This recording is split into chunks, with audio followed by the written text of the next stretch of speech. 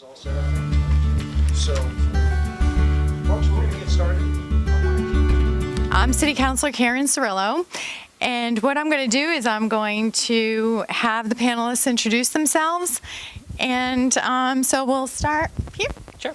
My name is James Mainzer. I'm representing Revision Energy.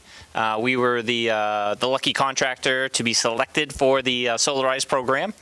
And so, to give you a little bit of background about the Solarize program, it was essentially an RFP, a request for a proposal that the city put out.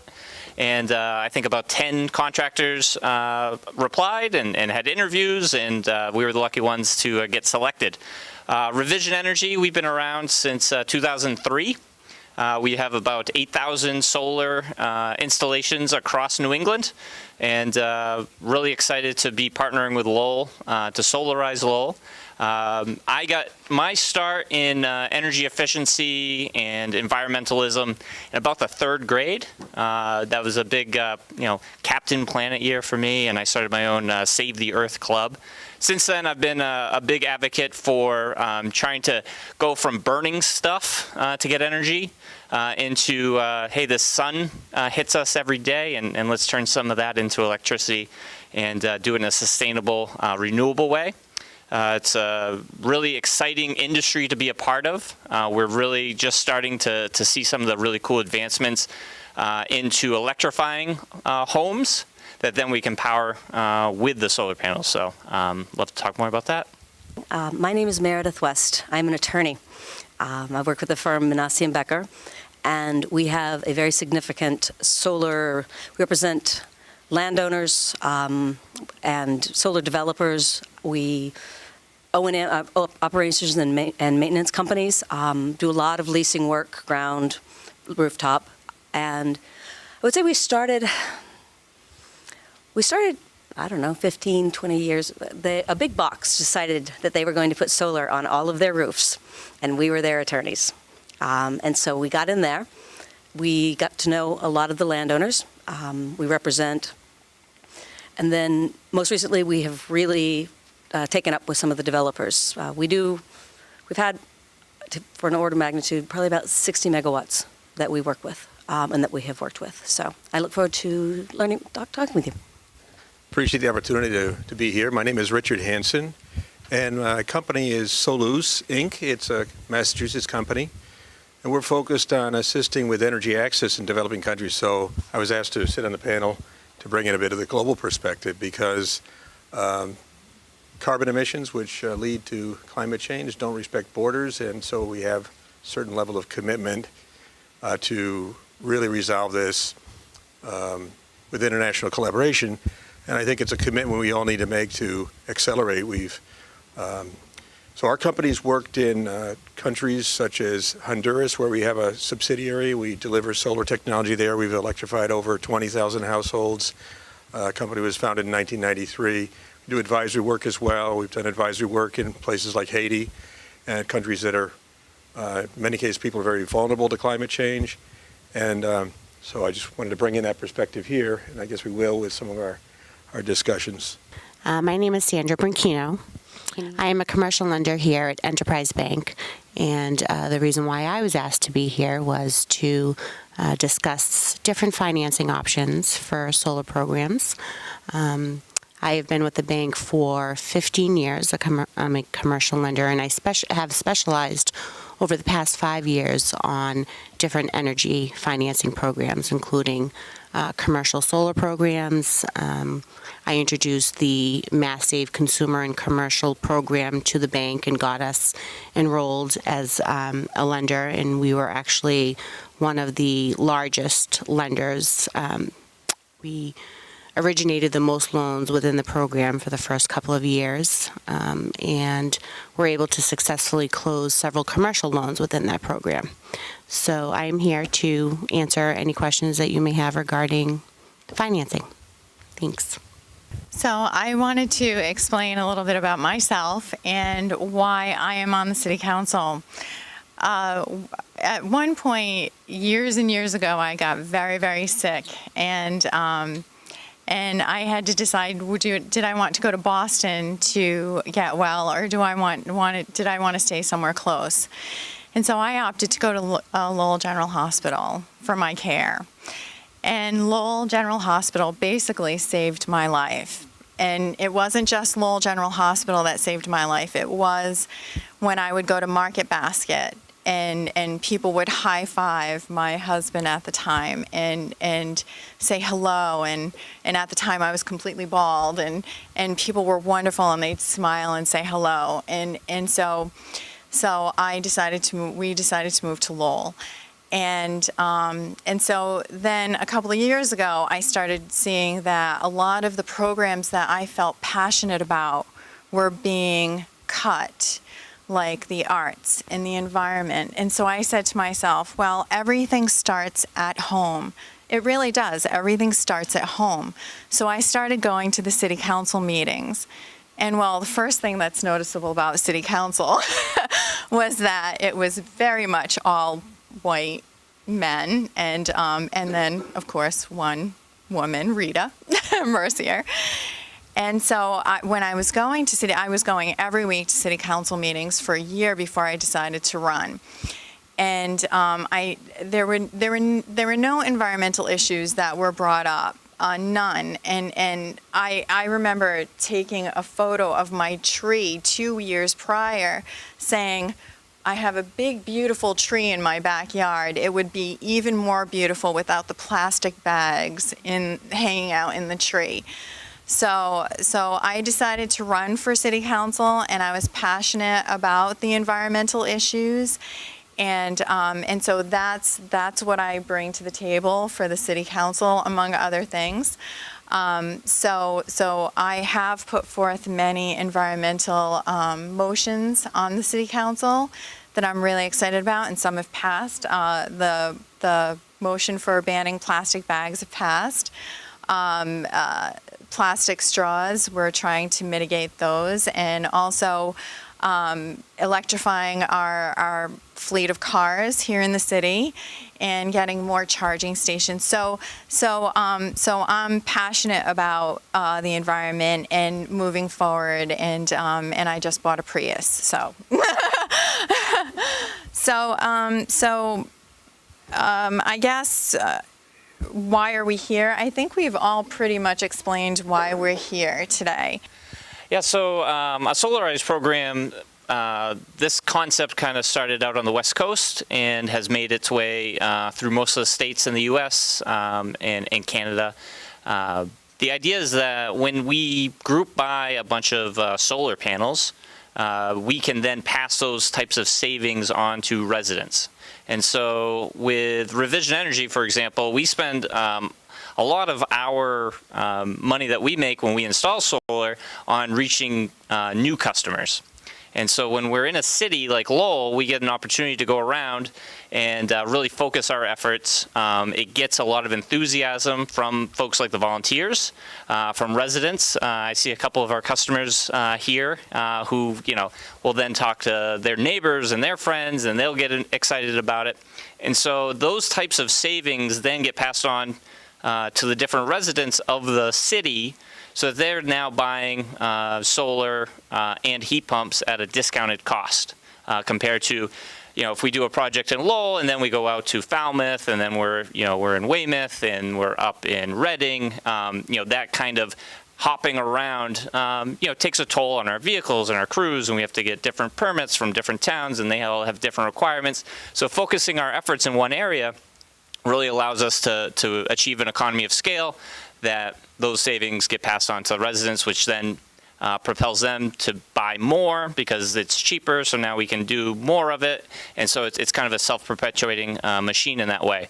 It is a limited time kind of offer, so the idea is really to ramp up the enthusiasm and get folks excited about it, so that we can focus our efforts and get more people involved with solarizing their home. And so one of the neat things about this particular program that Lowell is doing is that we're not only adding solar panels to rooftops and to your backyard perhaps, is we're also bringing in heat pumps, which is a super efficient electric way of heating and cooling your home, which then combined with the solar on top of your roof gets an opportunity to really reduce not only your electricity and the carbon emissions it puts out, but also the burning of either oil or natural gas, which is, again, it really is an exponential way of really reducing carbon emissions quickly. And so that's what the Solarize program in Lowell is about, and really excited to be participating. It's an industrial city, and it was founded around the Merrimack River, and that was to use the water power. So we were using renewable energy then. Of course, things advanced. Electricity came into being, much of it by burning fossil fuels. Well, in recent years, we've really become quite aware of the climate change impact. In recent weeks, we've had the new report from the Intergovernmental Panel on Climate Change. We've had the U.S. National Assessment on Climate, the urging that we've got to move quickly on this. And one of the special things about Lowell, and I really like about Lowell, is that we've got cultures from all over the world in one place. It's like, 110,000 people or so, and you've got people from all over the world. You can eat, ethnic foods from around. We've got the folk festival. And so, one of the strengths, but our connection is through people from all over the world. They've got connections back home. And I think hopefully we can, that'll resonate that we need to collectively deal with the problem. So you can think globally, but then we all have to act locally. So there's a great opportunity here where people can sign up for the program, the Solarize Lowell program, and get the benefit of producing clean electricity, reducing their carbon at the same time. And that means an impact on playing, accepting our role and responsibility to move towards a low carbon path. And that way we're essentially playing our role and trying to build momentum, like what you're saying is you're positioning to build momentum in one town. We need to show models. And so if Lowell can really move forward with that, and I'd like to see the engagement of all the cultures here that recognize the impact around the world of climate change. And we all know that humanity's got to move on this path to really a global transition to sustainable energy, and it has to happen pretty quickly. So we need to build momentum. I think there's concentration, and we need to have leadership in governments, local governments, to make it move. So, when I traveled, I live in Lowell, and I live in San Pedro Sula, Honduras, about half the year. And we were hit very hard in 1998 with Hurricane Mitch. Honduras is one of the countries that's very vulnerable to climate change, climate impacts, whether it's droughts or hurricanes. The same with Haiti, where I spend work there. We've done work with the World Bank on advising for energy access. And so, we can kind of get a chance to see, how vulnerable it is. So I'm hoping that Lowell will be a special example and engage the financing and the legal part and the financing.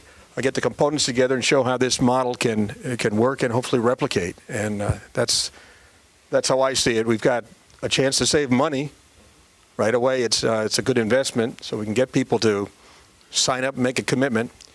And then we're doing the right thing when it comes to protecting future generations climate change. So that's my perspective, and I think that Lowell is a unique city with people from all over the world, whether it's from the African continent, Asia.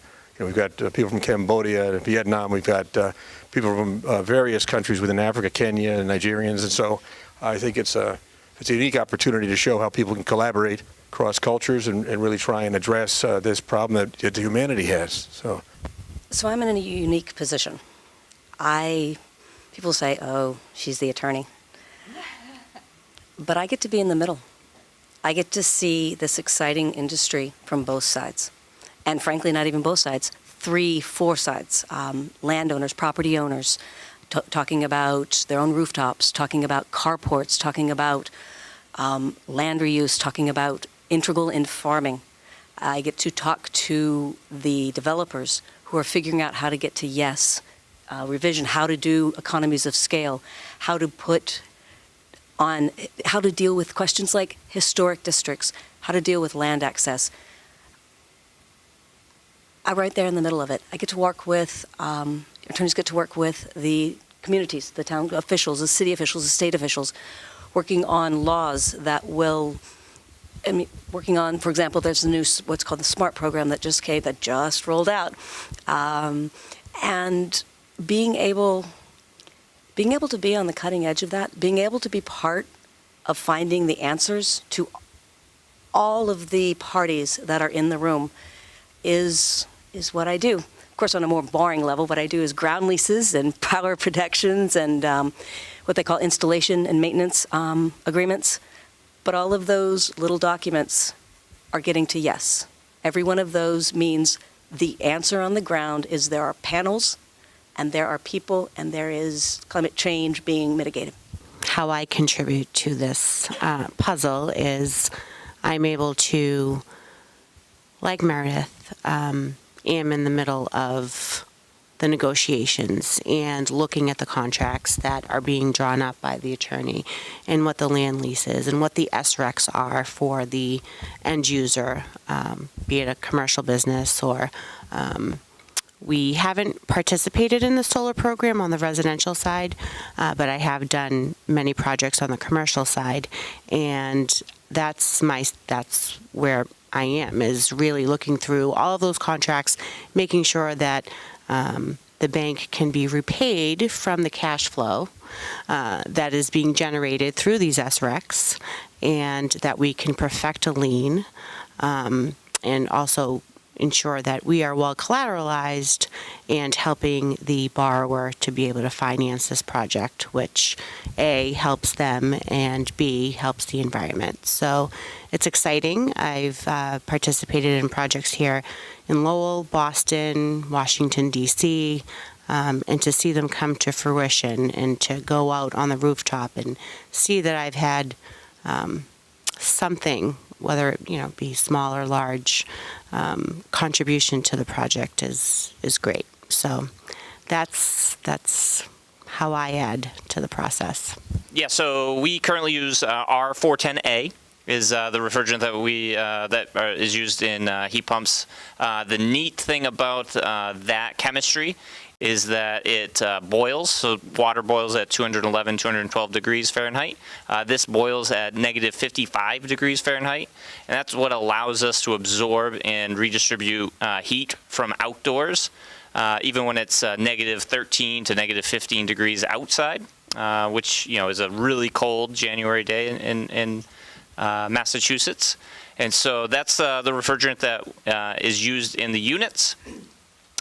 You bring up a point about handling it properly, and I guess this would be, the great place for me to plug that, really qualified installation is one that you don't leak any of that refrigerant out. This is a fairly static system, so you're not, it's really difficult to damage these units, and so you shouldn't ever lose any of that refrigerant. The 600 times more, impactful of global warming, of the greenhouse gases, it sounds like a lot, but when you factor in, especially when you power these with solar panels, the reduction of greenhouse gases that you're able to do, and the life cycle of these heat pumps, they're warranted for 12 years, which is a pretty long time for a heating system, should last you 20 to 25.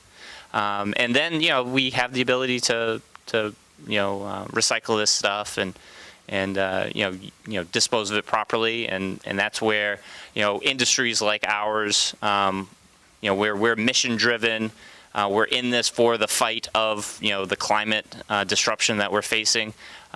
We take that onus on ourselves to make sure that we do that stuff properly, because at the end of the day, it's not about making a buck to put this box on your wall. It's about reducing carbon emissions, greenhouse gas emissions in the Northeast.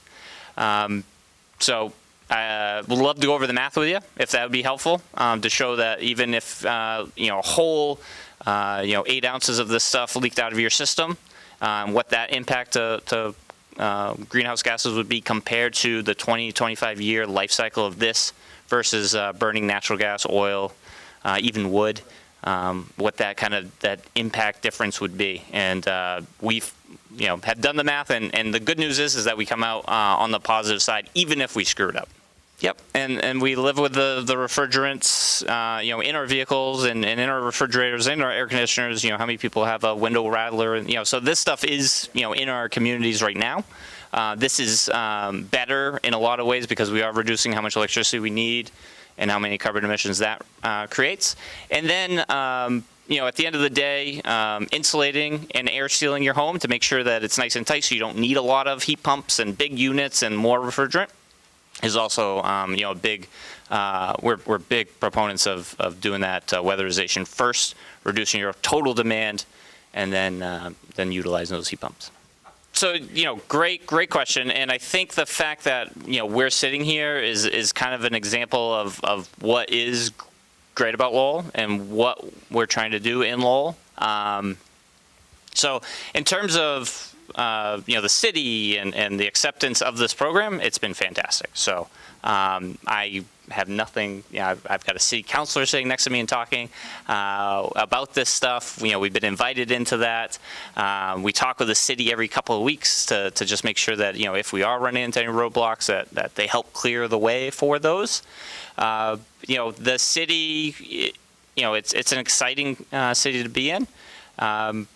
I think the hope is that, with the, 40,000 houses and 80,000, 110,000 residents here, that we just get the opportunity to educate them about the program, because, the low income or the energy costs are a big percentage of what they have to dish out every month. And, when you're on natural gas or you're buying oil and you're burning that up to get that heat and then it's gone, that's a merry-go-round you're on forever. And it's got, and when you're at that level where, 50 or 60% of your costs are energy, and you can't, you can't make headway into that, it's got to be very frustrating. And so to put the solar panels on your roof, to take advantage of some of the programs that are out there, allows you to get off that roller coaster that we all are experiencing in the wintertime when heating costs start to come up.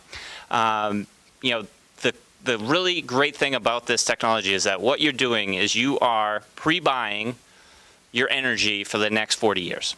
You're putting it on your roof, and as long as the sun continues to come up, which if it doesn't, we got many more problems to deal with than what your oil bill is. The heat pumps, same idea, is that this is now being powered by the thing on your roof. That's how you get off that roller coaster and you stop paying that every month bill to get that energy that you're just burning, sending it up your chimney into the atmosphere. So I would say if there's anything that we would love to do more in Lowell is just more of this. Let's get out to the masses. We plan to, I hear the hockey here is pretty popular. So we plan to get out there and talk with folks there. And, we're just trying to get out to where everyone is to let them know that this thing exists and that it's exciting. I got a chance to go with Steve McGovern in the back there. We, hung out at the YMCA here in Lowell. And that was really cool because, you're watching these people bring in their kids and they're playing basketball. And so they got, 50 minutes to hang out and talk with you. And you start to hear, what's your bills and what's, what drives them crazy about, energy and everything like that. And you start to connect with people and so we're starting to really make those headways into a lot of different areas in the city. So, unfortunately, I don't have a good answer as to what I would shake a magic wand and change because honestly, Lowell's been really fantastic. One of the things I think that's important, and I'm sure we can hear from others that deal with this part of the industry, we're combining all the favorite, easy to work with parts of our economy and our government and our utilities, and trying to ask them to all work together towards a totally new way of doing things, right? So how hard could it be? Solar, we're putting it on your roof. And so what we find, we're going in and we're going to find out what the underneath of your roof is. And so we have to measure that, and we have to understand that, things are a little different than, maybe 1780 when that building was first built, or even 1970 when it was last updated or anything like that. So, building codes continue to get better, and that's a good thing because, we don't want these things falling down. So as soon as we touch that roof and start putting solar on it, we need to make sure that it's up to where we, what we say is a good building today. So, we had 6 guys in 2 different attics today, adding lumber to the underneath of a house to make sure that it would hold up. And so it's not so much that the solar adds the weight, but it's that, in 2018, codes are a little bit more strict than they were in 1977. So that's issue number one, is we have to make sure the roof is structurally sound, and we have to have an engineer write and say that. And then we have to show the town that, we've done that, and that somebody says, no problem, it won't fall down, which is a good thing. Then, we're interacting with your electricity, which, we want to make sure that's done properly and safe. And so we have electric codes that we have to adhere to, and we have inspectors in the city that come out and make sure that we install that properly. Also, that's a good thing, because what it does for a company like us who does a quality installation is it really levels the playing field, right? Well, they can do it cheaper, would maybe mean that they're cutting corners. And so when you have an inspector coming out and having to sign off saying this is done properly, you really level that playing field. So that's, so we do work with the electrical inspectors on that. And then there's, again, getting up on the roof. Should you have a fire, we might send a firefighter up there. And the last thing we want them to do is put an axe through a solar panel and get zapped. And so we have fire codes that we have to adhere to and make sure that they have proper access up and down, and that they know how and where to turn this thing off should there be a fire. And so you have building, and you have electrical, and you have fire codes that you have to adhere to. Then on top of it, we have this utility that operates in Massachusetts. So in Lowell, we have National Grid. And so you guys probably send either a check to them once a month, or it comes right out of your account for you. And we have to integrate with their electric grid. And so, they have standards that we have to adhere to there. And so that's part of that as well. So the good news is we do this every single day. We have staff there that are, focused and dedicated to just this. So it's not something you have to worry about, and we'll walk you through it and make sure that it happens seamlessly. But, we're in Massachusetts, and we have a really high threshold for what's considered quality, and that's a good thing. So that. We deal more with macro levels. I was thinking about a good example of different entities that I have dealt with on a single project. And this was it was a solar farm, and it was a farm, the farming community. So first of all, we have the landowner, and the landowner and the developer have to reach terms. And so then you get to the city or the town. There are questions, there's laws that say that you cannot unreasonably restrict solar. There's an exemption. Anyone who wants to go put it on their roof, they are exempt, but it starts to grow up. It's interesting, the parallels. The questions of screening come up, because then at the town level, you have to start talking about where can you put your panels? Can you put them in an industrial zone? Can you put them in an agricultural zone? Those might seem like levels above you, but those are town meeting and city council questions. Those are the people that we start with, because where do we put it? And if we can't put it there, how can we convince someone that we could? Getting to yes, that's my job, getting to yes. And so then you take it above there. So all right, so we have selected this site. We have this then. We've got about, I think it was 135 acres that we were dealing with. Wrong, we had to move it. It wasn't an industrial zone. So we got through that. Then this place was an active farm. And so there's rules that are called, and less, obviously for Lowell, but Lowell has, historic, there are restrictions that go parallel. And in this case, there's a law program that's called an agricultural preservation restriction, where landowners, farm owners, are literally paid to not stop farming. The state has a right of first refusal, and when you say the word solar farm, the agricultural, they don't hear the word farm in solar farm. So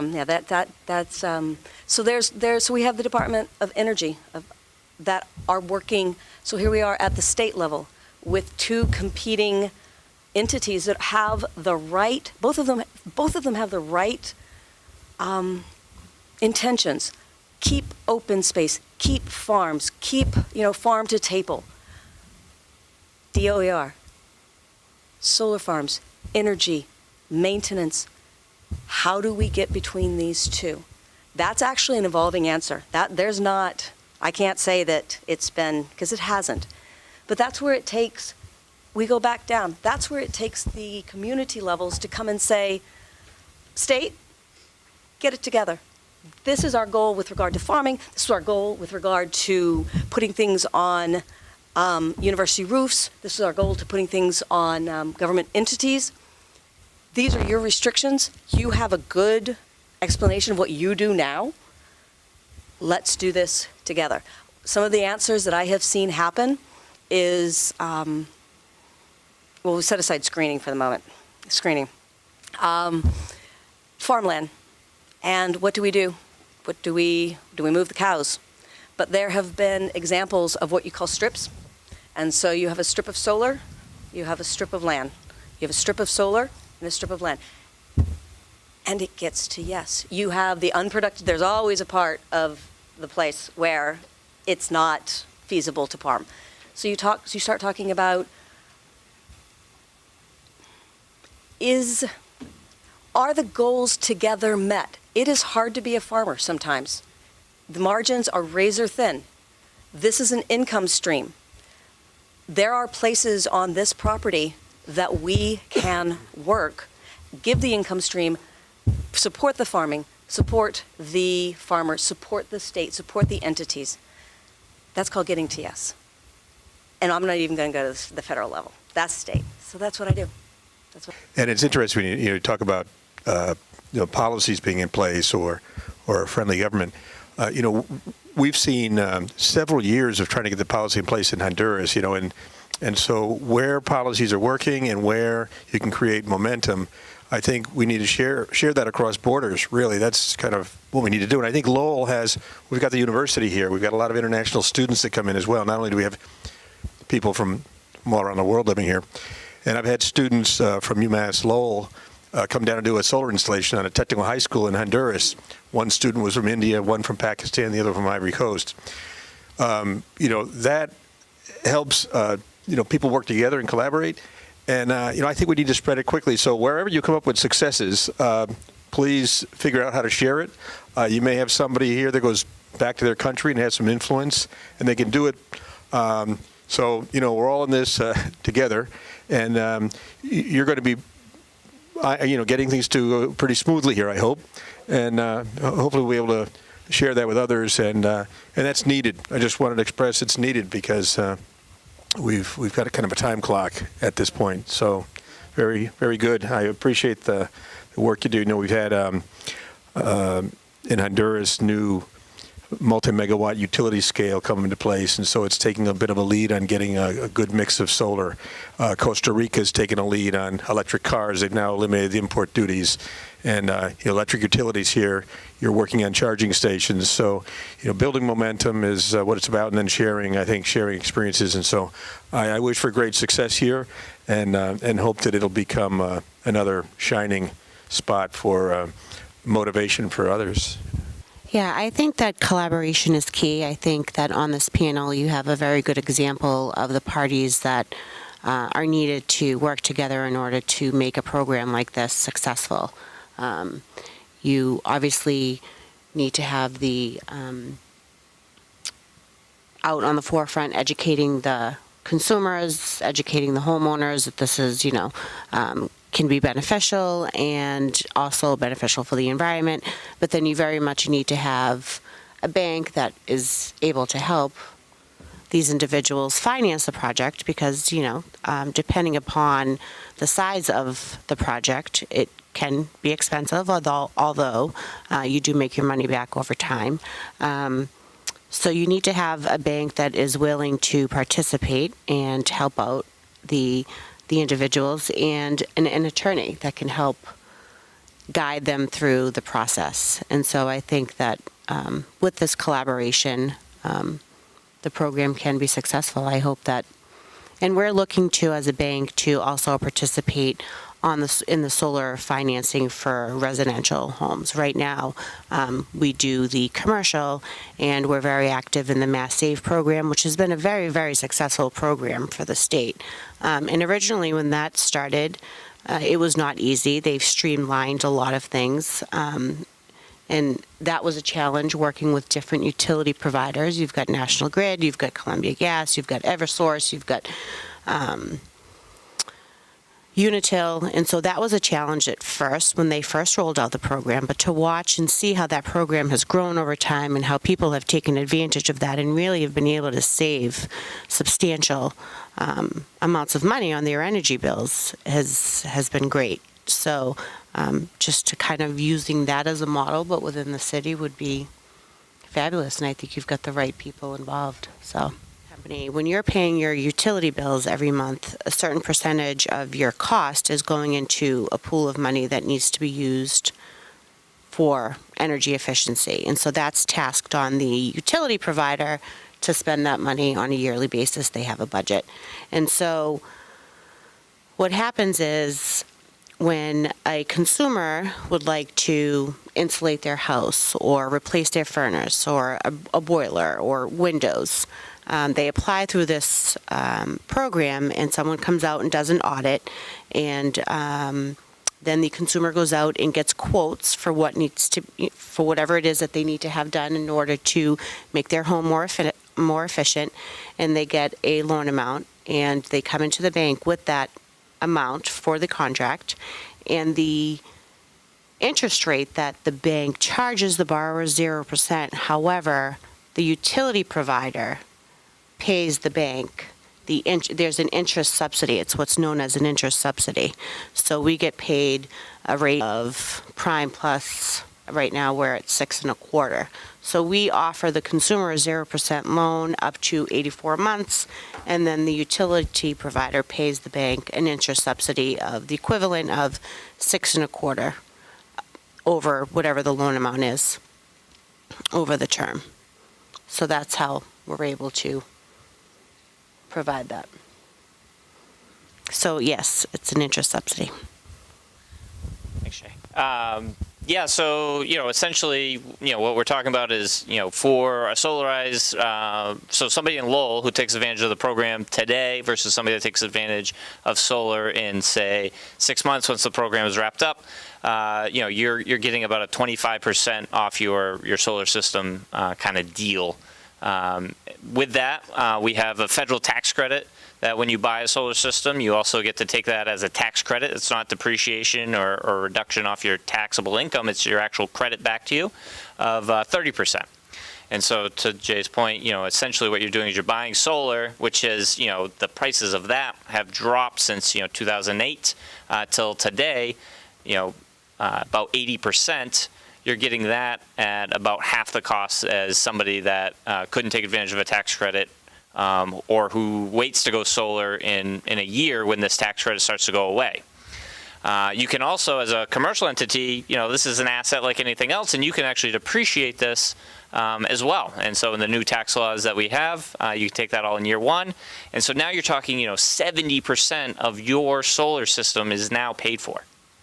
And so, one of the things that I do want to just quickly address is that, to your point about scale, and the reason why we have these systems, or these incentives in place is not to necessarily, subsidize an industry, but what it's saying is that, hey, in the market, we are missing a piece, and that is healthcare costs. We kill, a couple 100,000 people, across the globe every year because they're breathing bad air.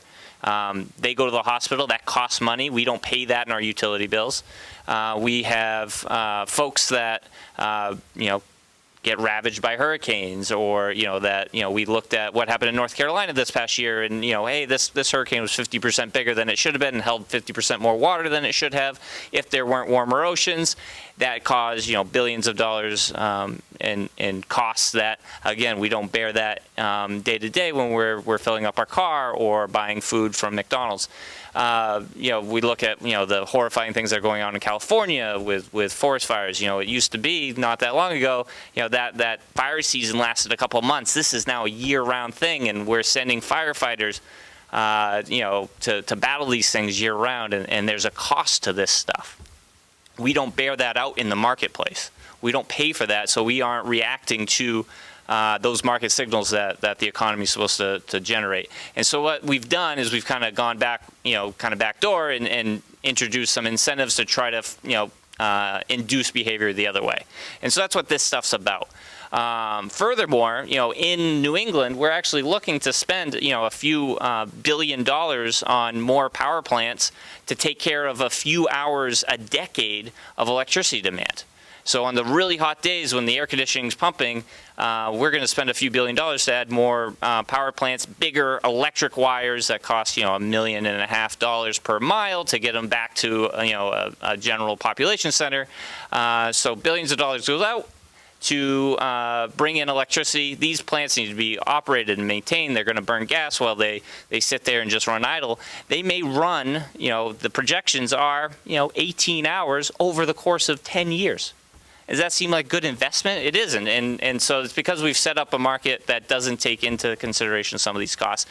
We can't let the lights go out, and we don't want the lights to go out. But when we put solar panels up on a roof, they make electricity during the day, which is when we use it the most. And so it actually reduces the cost of those really expensive pieces of equipment. And so, there are tremendous incentives available today. They continuously go down. Because the costs go down, and so we're trying to match that kind of, being economically, responsible. But I do want to just make up the point that, while we're incentivizing these, I always do push back, and not that you said subsidy, but that tends to get out there. This is not a subsidy. This is trying to help us make a pivot so that we can actually reduce some of the costs of things that are really, really expensive, not to mention that, cost lives and health and things like that. So I'll let that. Okay. Well, just to clarify, when underwriting a solar project for a commercial property, what we rely on is the cash flow that's going to be produced by the SRECs, and whether or not that's going to be sufficient enough to carry the payment on the note that the borrower is obtaining to finance the solar panels. And so it's a pretty straightforward calculation. We just want to make sure that the solar panels are going to pay for themselves. And the collateral that the bank is collateralized by the actual solar panels. And so there's that as the collateral. And in addition to that, there's an additional a lien on the SRECs until the loan is paid off. But it's pretty straightforward, and it's very similar to a loan that you would be obtaining to purchase a piece of equipment. It's just whatever it is, whatever the equipment it is that you're looking to purchase, we want to know what the revenue stream is going to be from that piece of equipment and whether or not it's going to generate enough money to pay for itself. And so that's how we underwrite a solar loan, but just using the SRECs. And obviously, if you're getting this much of a discount because of the tax credits or the program, the cash flow is only going to be stronger. We've got two Spanish-speaking folks that can talk with homeowners, and then in our installation teams, we have folks that speak a couple different languages as well. So we try to represent the culture that we're surrounded with our team members as well. So we try it that way. Believe it or not, we do have solar on public buildings. A lot of the solar you will not see because we have strict restrictions as far as historical preservation. So we have this wonderful historical preservation. Steve Stoll, who works for the city, he's very, very dedicated to keeping Lowell, the look of Lowell as historical as possible. So there are solar panels on quite a few of our buildings. You won't see them, but they are there, and they're There are some, I think in Pawtucketville, there's, Pawtucketville Elementary has some solar on it. The Shaughnessy and Gorham. There are a few schools here in Lowell that have solar on them also. And I'm going to continue with pushing for that because it's so important. I would love to see solar on every single one of our municipal buildings. So thank you. You know, the great thing is that the incentives, even if you don't pay taxes because you're a municipality or a school, there are investors who have so much tax, appetite that they're willing to invest in it and allow you to have it at your building and buy electricity at a reduced rate. So there are plenty of programs out there to help schools and municipalities go solar, save money, and get the benefits. And I know the city of Lowell has a great sustainability plan that they put together. There's a lot of solar that they purchase that is off-site. And so the idea is that the electrons are reaching the same grid, and so it's virtual style, but they are purchasing that even though it may not end up on buildings. With that said, always happy to see more and provide more. And it's the education part, right? It's I was talking earlier, replacing your windows, windows, we know what windows are, replacing them. We call a guy that replaces windows. I talked to my neighbor who had his windows replaced. It's very simple. Solar is very new. And so, while, thank you guys all so much for coming out, I would love to just extend the challenge of, tell one person tonight about where you were tonight and to see if they'll come to the next event and bring more people to say, no, really, this thing is really kind of cool and it doesn't cost you money and it's good for everyone. There's no catch to this thing. It's really exciting. So it's all about outreach and it's all about telling somebody about this so that we get the word out because this thing has changed so quickly. 5 years ago, the economics weren't this great, right? It was really expensive, and that was just 5 years ago. And so I think, it's just, catching up to the technology is taking a little bit of time. So thank you for the good words, though. Well, I just want to say thank you for everyone who came this evening, and thank you for everyone who's watching, and thank you so much for everyone on the panel who showed up today to answer questions and be so very interactive. And thank you to the Lowell Solarize Lowell program and everyone who volunteers and works so hard for getting this out there to the residents. This program and all of its wonderful incentives ends February 28th. So thank you so much, everyone, for coming out today.